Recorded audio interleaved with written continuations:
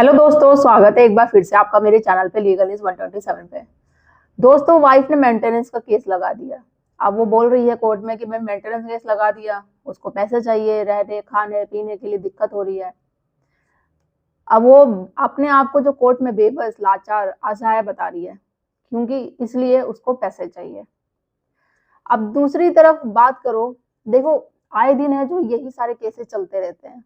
इसी से related maintenance case जो चलता है, पत्नी है जो अपनी यही बात बोलती है कि वो अपने आप को कोर्ट में इस तरीके से बेबस, लाचार दिखा देती है, इस तरीके से असहाय है कि उसको पैसे की इतनी दिक्कत है, इसलिए वो मेंटेनेंस केस कर रही है। और जब केस कर दिया है बाकी केस, तो वो सोच चाहती है कि केस तो चलो बाकी 498 डीवी चलता रहे, वो अपने आप को इतना लाचार, इतना बेबस, इतना मतलब असहाय दिखा देगी कि इंट्री मेंटेनेंस चालू हो जाए।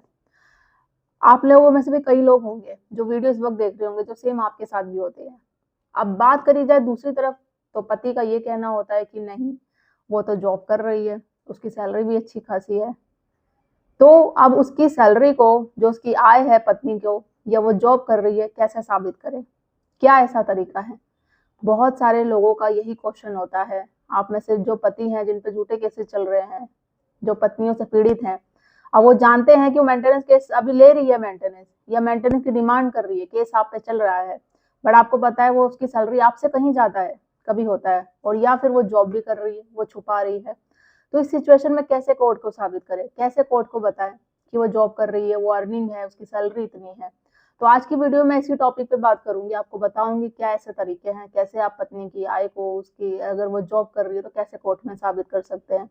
तो चैनल पे आप मेरे नए जुड़े हैं, चैनल को लाइक करना, शेयर करना, सब्सक्राइब करना बिल्कुल मत भूलिए। साथ ही बेल आइकन दबा दीजिए ताकि आपको टाइम टाइम से मेरे वीडियो की नोटिफिकेशन सबसे पहले मिलती रहे। देखो, जब भी पत्नी केस करती है ना, चाहे वो 498 का कर रही हो या डीबी का केस कर रही हो, मेंटेनेंस तो वो केस जरूर करेगी, मेंटेनेंस का 125 में लगा के। ये नया कानून है जो 144 बीएनएस, HM24 में भी डिमांड करेगी, डीबी में भी डिमांड करेगी। वो चाहती है हर किसी न किसी में वो पैसे की आपसे डिमांड करे, क्योंकि उसका मेन मकसद है आपसे पैसे लेना। ठीक है? तो जो वो आरोप लगा रही है, अब आप क्या फोकस करते हो? उसने आप पे झूठे केसेस लगा दिए, तो आप ये फोकस ये करोगे उस पर, ये नहीं कि जो इंट्री मेंटेनेंस वो चाहती है लेना, पैसे आपसे लेना चाहती है, उस पर फोकस करो। आप ये उस पर फोकस करते हो कि नहीं, ये जो एलिगेशन उसने लगा रखी है वो सारे झूठे एलिगेशन है, उसी पे आप टकोगे। देखो, आपने इतना बोल दिया झूठे हैं एलिगेशन, इनफ, ये काफी है बस।